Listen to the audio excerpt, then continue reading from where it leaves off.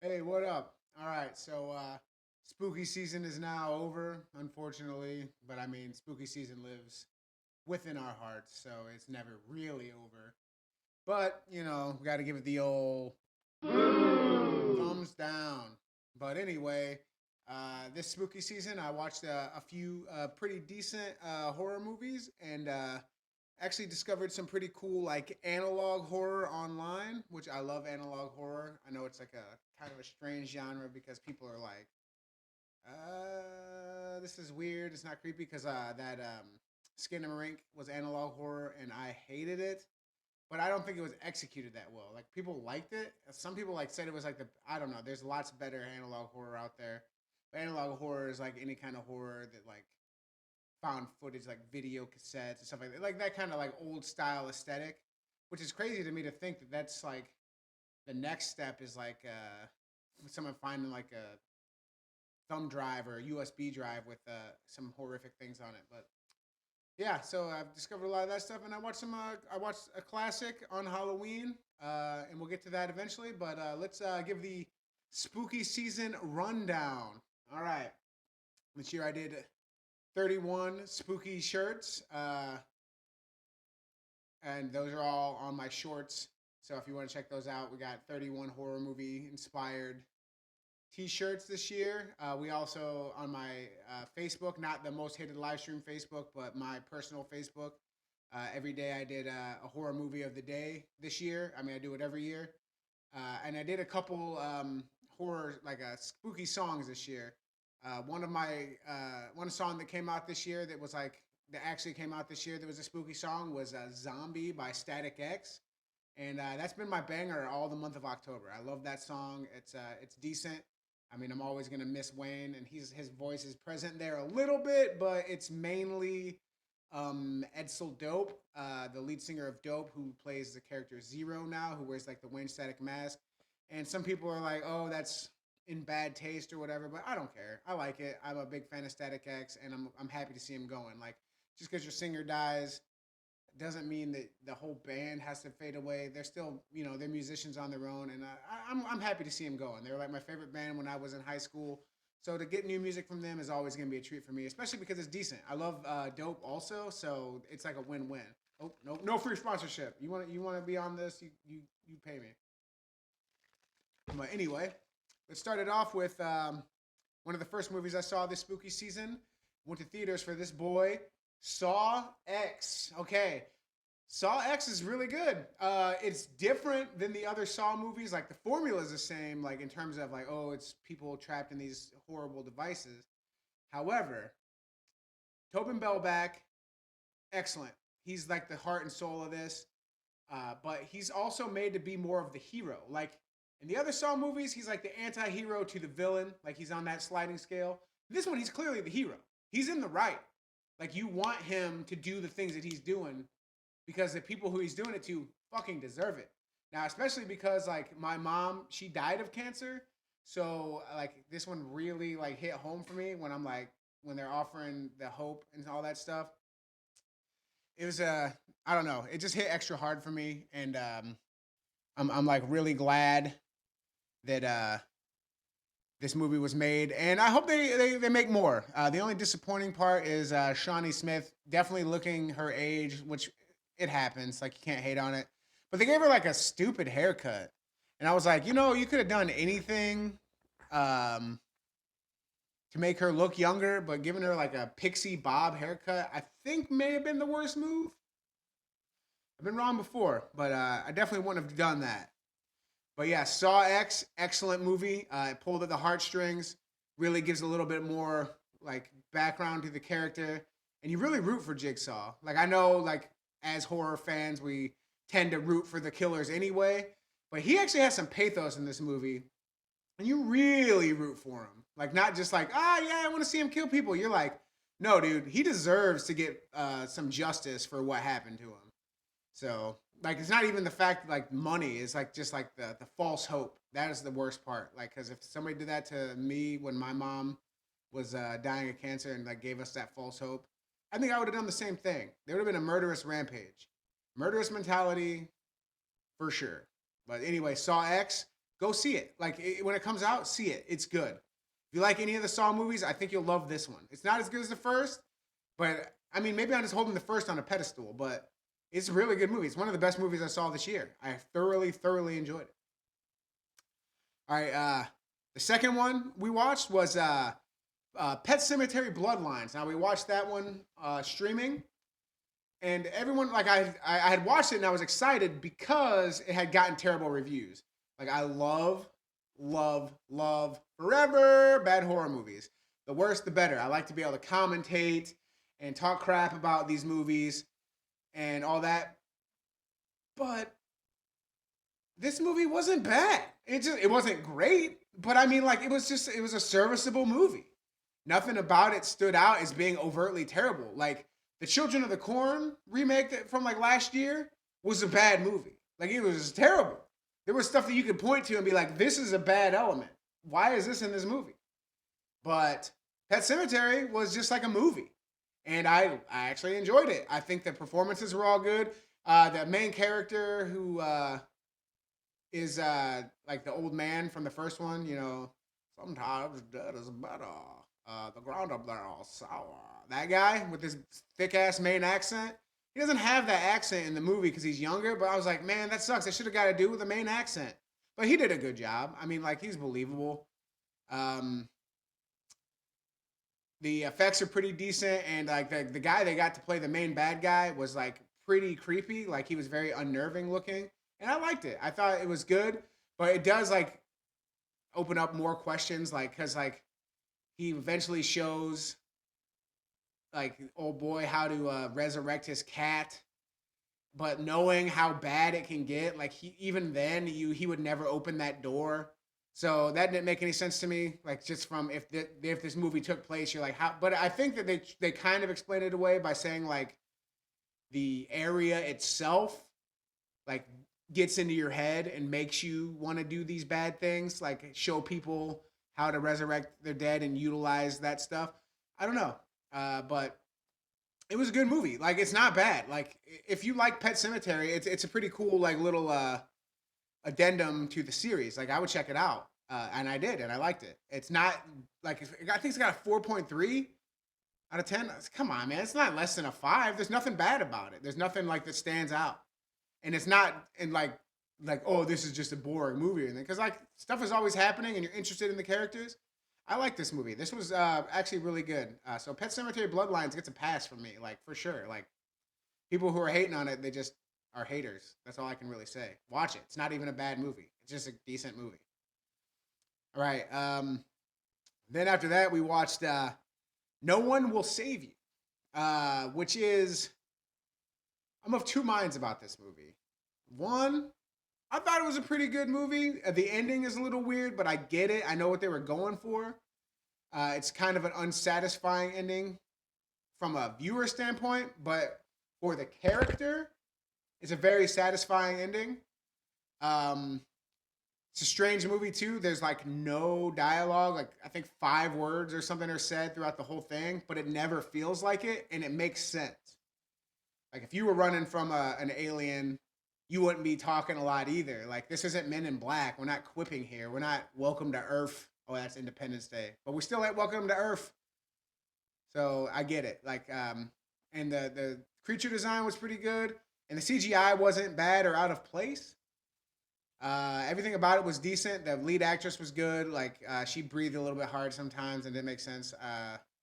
Other than that, this is a good movie. Like this is an above average movie, and like I hope that the director continues making these kind of movies, like experimental movies like this, because even though it was experimental and there wasn't a lot of dialogue, it didn't feel that way to me.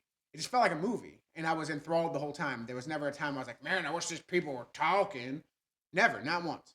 So no One Will Save You is good, and it's on streaming. You should definitely check it out. You have no real excuse not to. It's an alien movie, so and it's an alien horror movie. Um, Check it out. Like it's probably the second best movie I watched this month, right after Saw X, and I'd give it a hard recommend for sure. I don't want to go too much into it, like because I already spoiled a little bit with the aliens and stuff. I mean, it's kind of like the entire premise of the movie, so it's not a secret. But It's a good movie. Just real fun movie, and like there's like subtle hints about stuff that happens, and like you'll piece it together. The story's good, so yeah, check it out, please, please. All right. The next movie I watched was VHS 1985. Oh, wow. VHS has always been a strange movie series to me. Like, I liked it way better than the ABCs of Death. The ABCs of Death was fucking trash, and not even in a good way. I mean, the movies, all the shorts were all experimental and everything, and like, okay, yeah, and some up and coming directors came up through that stuff. But ABCs of Death, I do not recommend. But some of the VHS sections, I really do. I've watched them all, and found some enjoyment in each and every one of them. I don't like all the stories, but I definitely like the majority. I'll say I like the majority. This one, given that it takes place in 1985, the year of my birth, like so, I was like, this is gonna be the one, and it was not. It was more like the number two, but not like number two in terms of the ranking, like just like poop. This sucked. We watched it, and then afterwards, like everyone was like, kind of like, what did we just watch? There were some cool sequences. The first short with the earthquake or whatever that takes place in Mexico, and they're awakening a dark god. Some of that's actually pretty good. Till they get to the dark god stuff, it's like, man, just make it a horror movie about people who are stuck in a fucking earthquake or something. That doesn't all have to be supernatural. That would have been amazing. Actually, that wasn't even the first short. The first short, it's like the wraparound, which was actually pretty cool. Was these people who get shot on a boat and they get killed. I'm not gonna go too much into what happens or anything like that, but like, had it just been that, it would have been incredibly unnerving, almost like a snuff film, and just like disturbing. Like, cause like that's horrifying. Like being shot and killed by someone you don't know for no reason. Like random acts of violence are terrifying to the average person because that's there's nothing, there's no rhyme or reason. We like to rationalize everything, but if somebody's just randomly violent to you and for no reason, then how do you rationalize it? It's terrifying. So that wraparound segment was all right, and it ties into another segment later, which doesn't make any sense to me. But yeah, this was vastly horribly disappointing. There's like one like I had a lot of secondhand embarrassment for one of the segments where this lady is she's a performance artist or whatever, and she's summoning a digital god, and I don't know, it just was really pretentious, and I didn't like it. Also, like Scott Derrickson directed a part, and I think he's the one who directed Sinister, maybe, but and like Doctor Strange, the first one. But his segment was just kind of weird, uh, intriguing, I guess, and some of the gore effects and stuff were cool. I think that his idea was bigger than his ability to rein it in, and like there's no real payoff to it. I don't know. I didn't like it. Hard pass on VHS 1986. I'll watch the next one because like I've liked enough of them to be like, okay, you can have a weak entry and then come back and be good. So I recommend the VHS series as a whole, but this is a low point for sure. All right. The other big movie that came out that we watched, Five Nights at Freddy's. Now I didn't grow up with these games. My son did. Huge FNAF fan. Huge. So I was like excited for this movie on his behalf. And I had seen the Banana Splits movie, and I had seen Willy's Wonderland, and I don't know, they just didn't feel good to me. This Five Nights at Freddy movie though, I really liked. Even having no connection to the lore or whatever, I thought it was a pretty interesting premise, and it was more than like what I thought it was because I'd never been too involved in the lore at all. Like I watched a couple videos about it, but I was like, wow, that's all explained in this game. And my son was like, no, like you have to look for the lore and like it's explained, but like the main gameplay elements, you would never know. If you just passively play these games, you would never know any of this stuff. But it's always good to see my boy Matthew Lillard back in a role. He was good in it. I mean, but like his casting kind of spoiled it because like you're like not gonna put Matthew Lillard in a movie just to be like a minor character, unless there's like a super duper wink. Like you could like put him in another horror parody like a Scream and be like, oh, it's Matthew Lillard, okay, but not this. You kind of know that he's gonna be a little bit more important than he's seems to be. and he was. And this movie's good. The acting's really good. The only weak part is like the child actor they have to play the little girl, and her haircut is definitely off point. Like it looks like a helmet hair. And I'm not one to talk. I'm wearing a hat now because I got like Dean Corbin or Dean Ambrose, Baron Corbin hair right now. If you're a wrestling fan, you know what that is. It's not good. I got the Widow's Peak. I could be Vegeta right now. Kind of got a double lock going, which is cool. Misfits represent. But yeah, Five Nights at Freddy's is good. But you've probably already seen it because it seems like everyone in the world has seen this movie because it's doing gangbusters. But it's on streaming. Might as well check it out. This also belies my location. Everyone in the Midwest knows about Casey's. Pizza's on point. All right, the last movie we watched was actually on Halloween, and it's Spooky Season Classic. So, and if you haven't seen it, then you definitely just need to see it. Trick or Treat. So, great movie. It's like an anthology movie where like they're all intermingled and like you see the situations happening from different perspectives and time passes the same. It's a great movie. My girlfriend thought it was adorable. Like if it wasn't so violent, it would be like a good family classic horror movie. Right up there with like Halloween Town and Hocus Pocus. Like one of those movies you can just watch every Halloween with the family. There's a little bit of violence, but it's not enough to dissuade me. There's some titties in it, but there's like PG titties from the 70s. You know, like it is what it is. Like this is a decent, not even a decent movie. This is a great movie. I love it, and it's a fun time. Uh, Definitely check out Trick or Treat if you haven't seen it. Like if you haven't, I don't know if you've been living under a rock or you just don't like good movies, but definitely check it out. Really, really good. So those are the movies that I actively saw this spooky season. We watched the first episode of Fall of the House of Usher, and it seems pretty promising. I'm definitely going to check out more of that. And like I said, I watched a lot of analog horror. I watched Greylock tapes. I watched so many because that's what I was into this year. Like before, I did the spooky stories, and this year I decided to watch some analog horror. Just go on YouTube, search analog horror, and just like see what you can find. There's even if you don't want to watch them directly, there's lots of analysis and stuff like that, and it's super interesting. Like there's so much lore to these stories. They're very cool. I really really enjoy analog horror. I actually want to make my own, and I have a old school camcorder, like a black and white, just video style camcorder, and I want to make one. I just don't have a really great idea just yet, but maybe watch out for that in the future. But also, this spooky season, this is I had a Halloween project that I wanted to do this year, and that's why I didn't have a lot of time to watch movies. But I did do my project that I want to do. Created, recorded, and released a Halloween album. It's terrible. Like, it is very terrible. The way I had to record it was very lo-fi. I had to record it through a tape recorder on a tape deck, and I had to play the music tracks live while I sang over them. And usually I have a decent singing voice. It did not come through in this because I couldn't retrack vocals and all that stuff. I couldn't make myself sound better, and so it came out really bad. It's a horror punk album called Abracadaver Volume 1 by Dead Emo Kid, which is my alter ego, I guess.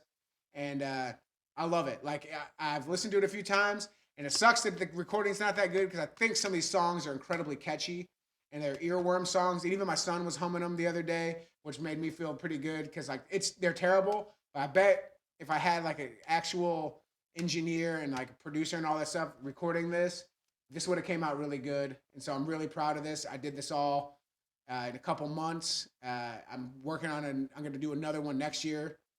But yeah, Dead Emo Kid, Abracadaver Volume 1. I would say check it out, but this will never see the light of day. I sent out the copies to my close friends and family just so they could have copies of it.